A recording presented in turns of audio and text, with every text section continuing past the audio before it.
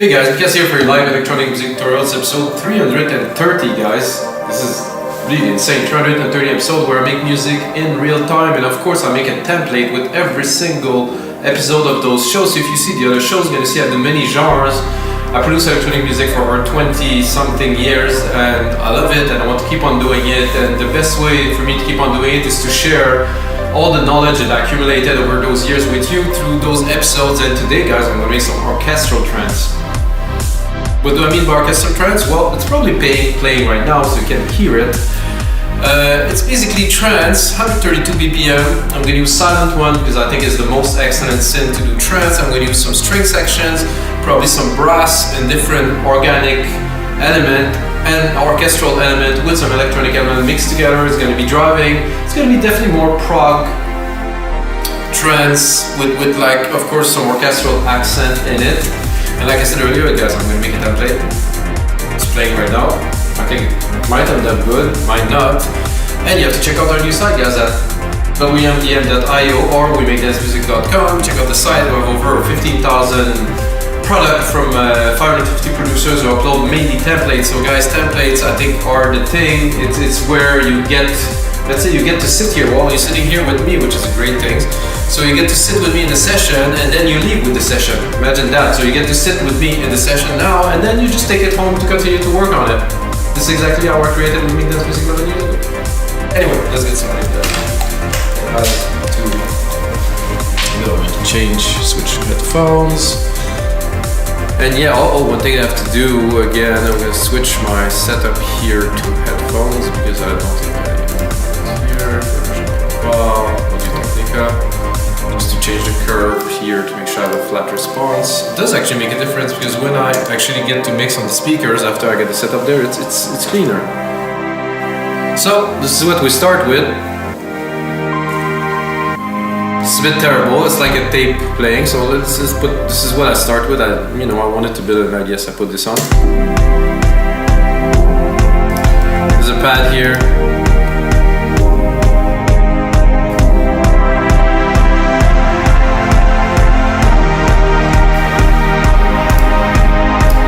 Very kind of trance ambience and stuff. And the first thing I'm gonna do, guys, is to play a little bit with orchestral element because this definitely need a little bit more envelope. So it has a tail, so you can hear now it's just cutting at the end and then it's restarting, and it's not quite our violin sound usually.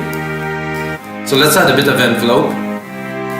Oh, so now it decays a little bit into the next part. Smooth. And after this, I think I'm going to drop a reverb on there to create dimension, which is also very necessary. I'm going to do my reverb here. I'm going to do, if you know me, silver reverb, my own preset, grandiose, put it on there. It's a very large room. It could be used in different ways, but I like it because it had a lot of texture, so much smoother already. Maybe a bit too much now. Then EQ it. If you don't EQ your reverb, guys, you might see here around 200, this is already very crowded, and when you get up in your mix, it's gonna get busy there and you're not gonna be able to have a clean mix. So I want the signal of the reverb. Yes, I want a bit of this, but I want to cut it, mainly about like 200, maybe a bit higher. Say 500 here, but the curve is here, so now I could boost it so we hear the result. It's more airy, it's much more ambient than if I have the low end in there, so okay.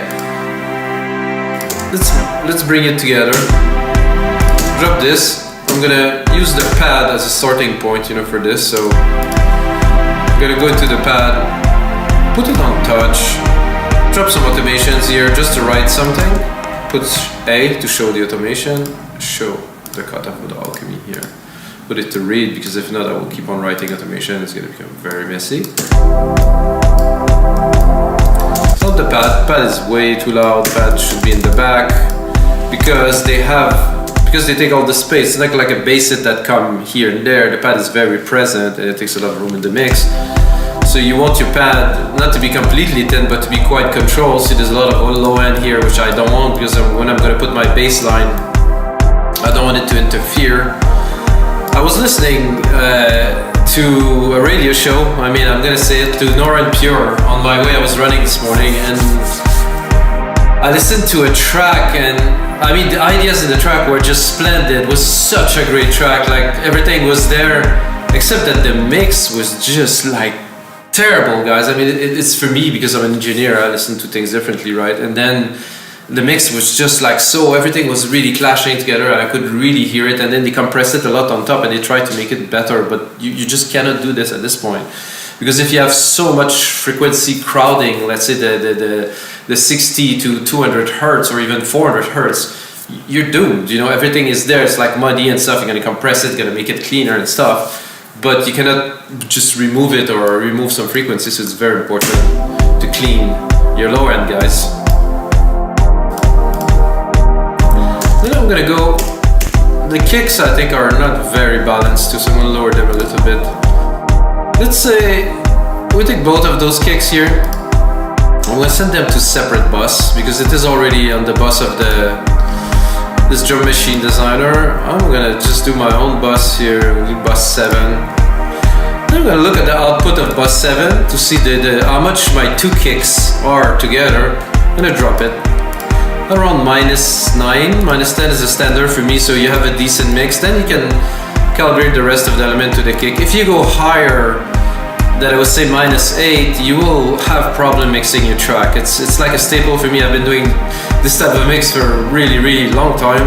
See, now the kick is lower, I'm gonna have to drop the elements. So another very important part of mixing trance, which is complex because sometimes you have a lot of layers, guys, is to really mix it, to really think if the elements are colliding, are they tight, or do they work, am I adding too much, is it just like a pile of stuff on top of each other, you know? And the kick have to be there, then you just build the element upon it. And if you question it, I have a way to do it personally, is I drop all the pot, I take the busiest part of the track, and then I slowly raise them one by one with the basis of the kick at around -10 dB. And then I raise them just enough, and then you're gonna see your mix will come out completely different, and you're probably you're gonna be able to have more air and more space in the mix, which will translate a lot better in a bigger sound system. So this is cool. I talk a lot today. Like I said, I went for a run today, so those days are good days.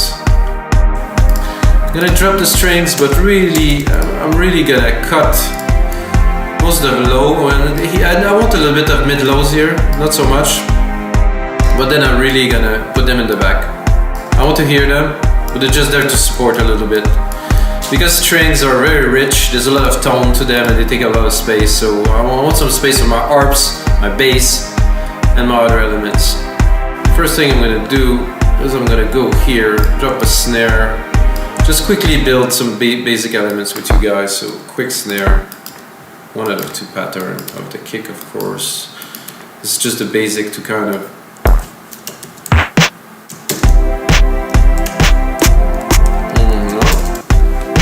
it's not a very good snare. This one neither. I'll go here, and I'm gonna do classic 909 snare with a lot of grain to it. NOPTR 909 right here. You're gonna hear the difference it's quite dramatic from what was there. So this snare has a lot of grain. It's really like, it really stands out. For me, go to anytime. I also have 2 kicks, so if I cut the low end kick, I have this punchy here, then you have the low end kick. Later on I'm probably gonna compress them together, but for now I'll keep them like this. Now you have a snare, it's good. Go into a hi-hat. I think the hi-hat on this kit are quite weak. I mean, they're very above and beyond and I would say, without being pretentious, that above and beyond track percussions are not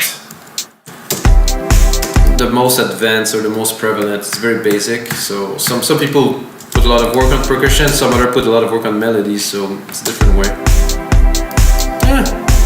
Acceptable, but let's try the open. Oof. This is very long. Okay. Again, I'm gonna change the hi-hat. I'm creating the kit, this new kit for you guys.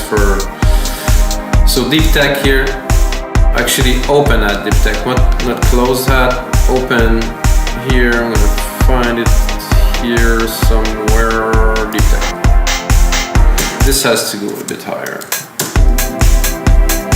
It's quite, for me it's classic. Then I'm gonna drop a rolling hat underneath this. It will take a lot of room, but not the hit of the open hat. Again, I'm not sure about this hat in particular. So I might go, I think big room. There's a good one in big room. This is more like kind of 808-y. And I don't want to waste too much time on that for you guys. So no, not exciting. I'll do the big room. And then mix it properly, really put it in the back because it's very intense. I think I'm probably going to take a bit of the top end and exaggerate it a little bit here. So I want really the clicky, and also too much presence here, about 500-800. It's not a good idea. So now that I have that, I can really pull it in the back. What I'm going to do is I'm going to do a bit of a delay to give it some dimension. I'm going to hit right away because it's already set to 10 and 20. So this is interesting. I think it's a bit much. I'll do 5 and 10. So what's happening now without? This is really static. When you put that, then you can hear it. It's really going in a stereo field in a different way. It's fun. Make it more groovy and more dynamic. There's some percussions there. I always find this funny thing about you call something percussions. Oh, it's kind of interesting. Oh, this is like just a tick tick.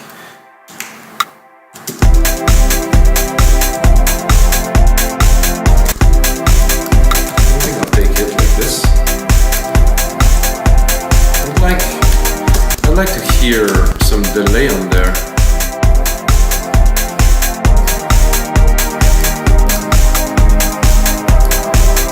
Okay, interesting.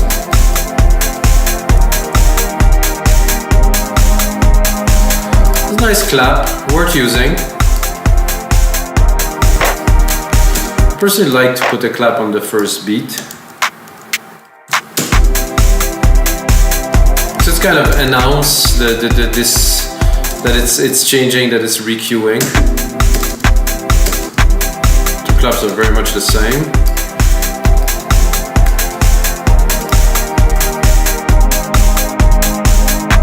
I'm going to also send this to a delay. I'm going to change it to a 909 clap. This is classic. Oh my god, this is such a classic. With the delay, it's nice. Fit perfectly in the mix already. Okay, now I'm gonna get into the meat of things, guys. I'm just thinking what type of bass I will introduce. Like groovy, arpeggiated.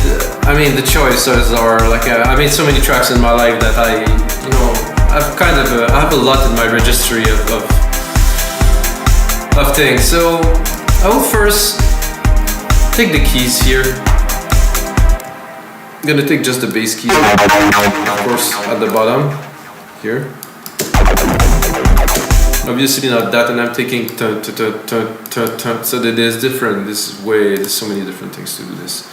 So just like it. Oh, I can hear something. For silent, it's a bit low. I'm gonna go up an octave. Important.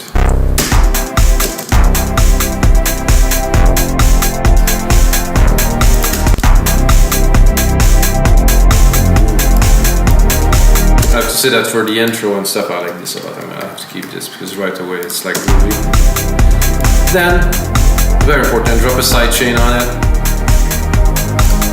Take your instrument, which is the kick, a bow and beyond kick. Get the signal in there, sidechain it, drop some compression in there, get it to groove. Now we can probably bring a little bit more volume out of this spat.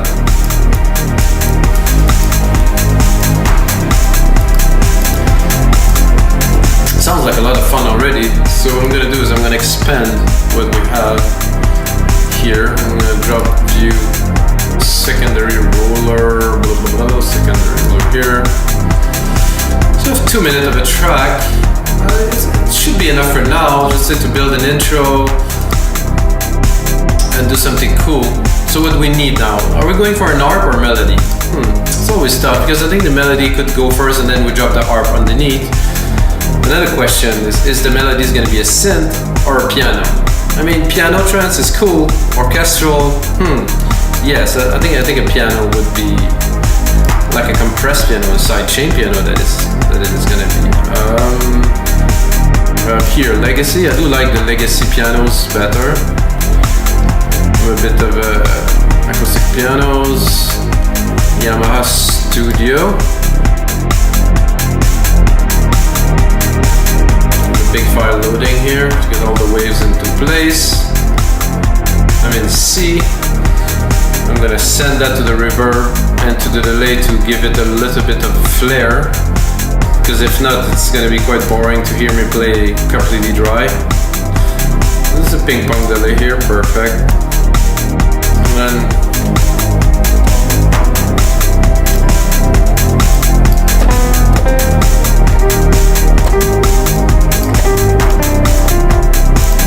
reverb did not.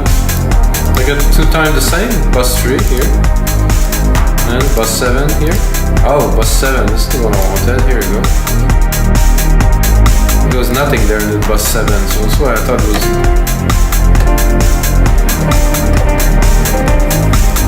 It's always a tough part when you record live.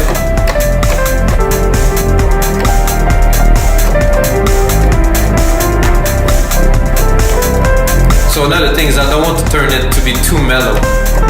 So you still have to preserve the energy. So if you do too much piano-y kind of melody, it gets to be smooth. But again, Robert Miles, you know.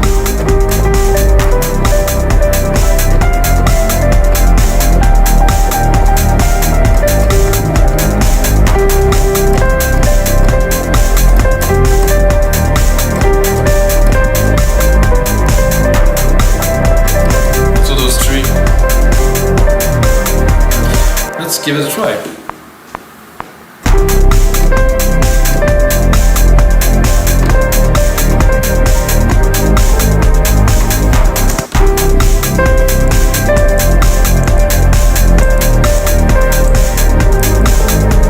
Okay, so, you know, not to make things complicated because I'm recording live, I'm gonna use this melody, and then of course we have the magic of the sequencer, you know, which gives us infinite possibilities.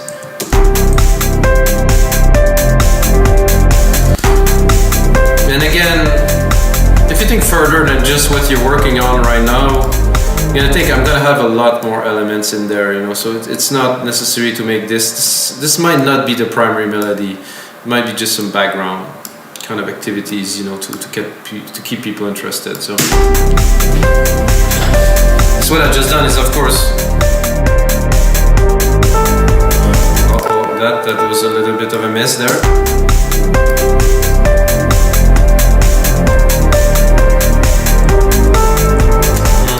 Key.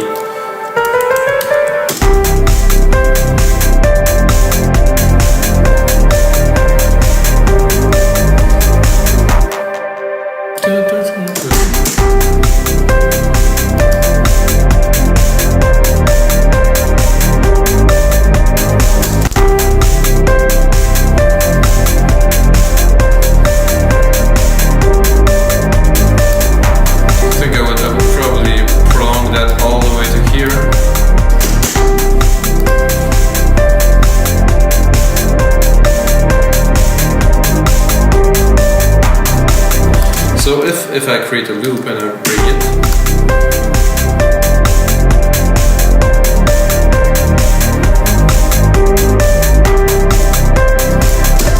not so exciting, but I'll keep it. There's always time for production later, you know, now it's creative time, so there's always a big difference. I don't know if you guys do separation, but there's the creative process, you know, and then you have arrangement, and then you have mixing, and of course you have mastering, and then there's promotion and all this stuff. But just the creative part is where you just get to output the elements, and then once you go into arranging and mixing, you really go into the next step, you know. So this step should be really all about inputting. I'm not going to start arranging the track just yet because I just want to input ideas. Actually, I like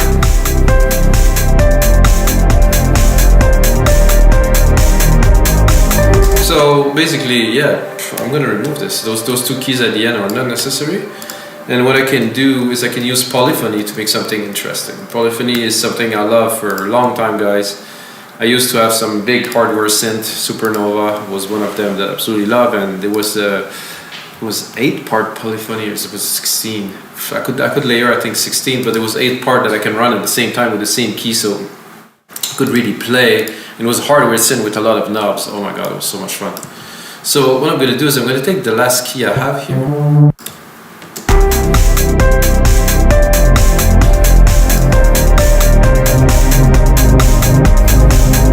not going to take this key, obviously. I mean this sound. I think something a bit fuzzy would be nice, kind of make it a bit grittier, you know, maybe an ARP or like a... Oh, this let go. I'm using very old sound set, guys, by the way. It's kind of all... It's all the same at this point. It doesn't... There's not so much left to create, so you just modulate a little bit. Could be cool, it's a bit intense.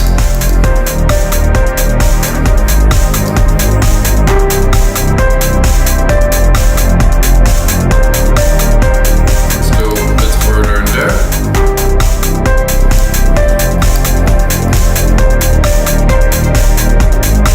Some pads in here. Oh, there's Anjuna in there. Anjuna pad, classic for me.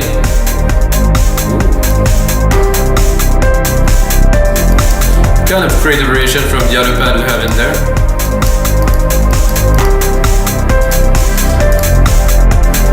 So far, still clean. This pad is doing quite well. So what I'm gonna do is I'm gonna take my string section here, go in there, create an arpeggiator with silent one.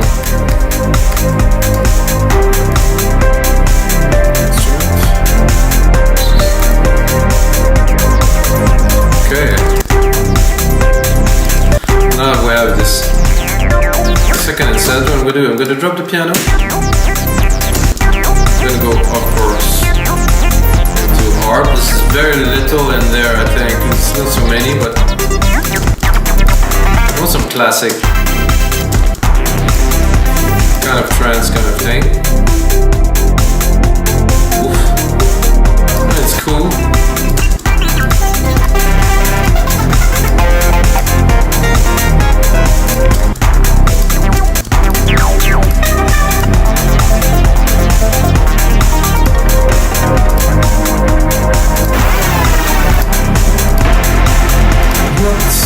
Great ARPs in there, I would say. Some gut. Looked interesting. There's some better ARP here, I think.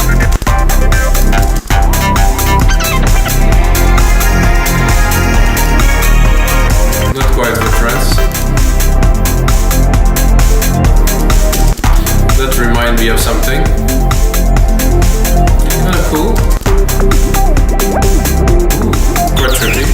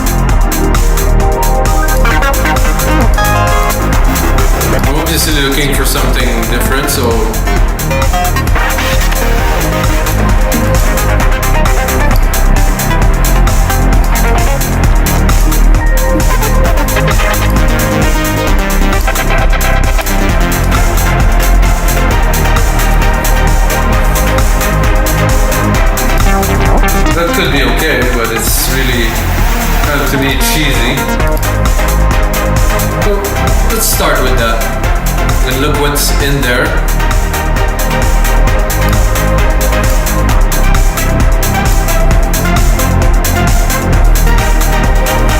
Chords are nice.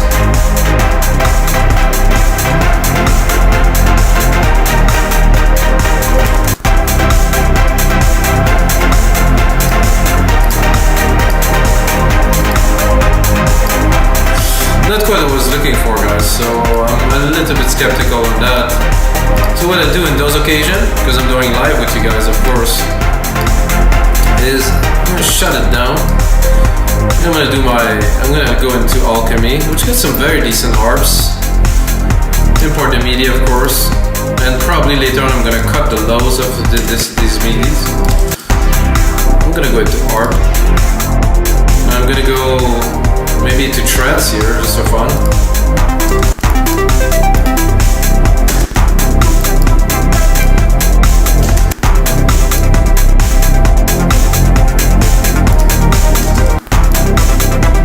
It's kind of classic. What is this? It was a bit bright. I like this kind of harmonics there. Also find out, guys, that when you mix different synth and you have different sound sources in a track, it definitely bring like a different, like something more rich, you know, of course, because you have different sound sources, different oscillators, different things. You see that already? I play with the filter a little bit. Just really nice controls on, of course, on Alchemy. Bring back put the filter, put a bit of volume. We need sidechain, guys. I don't know why there's no sidechain on this channel here. Wait a second. I'm gonna go in there, I'm gonna pick my com from here. Option, command, poof, copied. I'm gonna do the same here with the rest of the element to get everything to pump in sync. Does make a difference, really, already. Then I'm gonna try to put on another layer bar. Hey. No, I'd rather do those stabs myself. If I want some stabs, I'll make them up. Then let's try to bring the piano. It might work.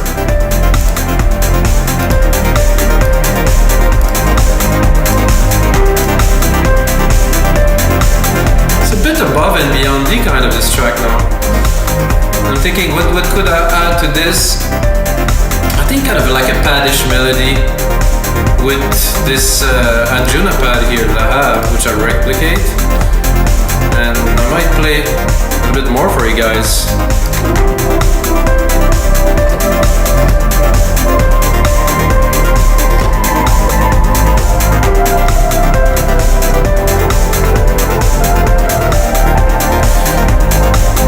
If I take my piano here,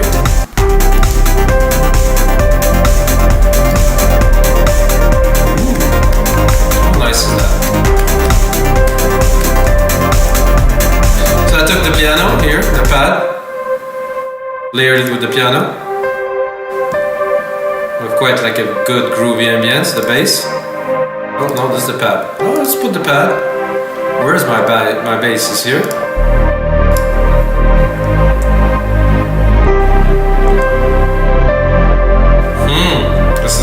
Quite a good breakdown. Then we have this other pad, which is it's the same key, so let's do something to make it different. I'm gonna go up, then I'm gonna drop an arp on there, just for fun.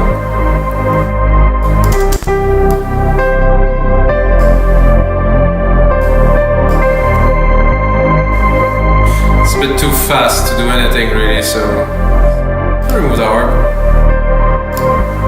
Let's put it back. Then let's listen to the mix a little bit. This harp is not so tasty in this mix here, so let's drop it. So this is enough.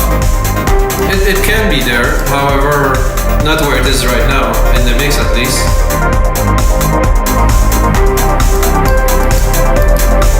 You can use it as a driver in the back, absolutely fine, but not at the forefront. This one too.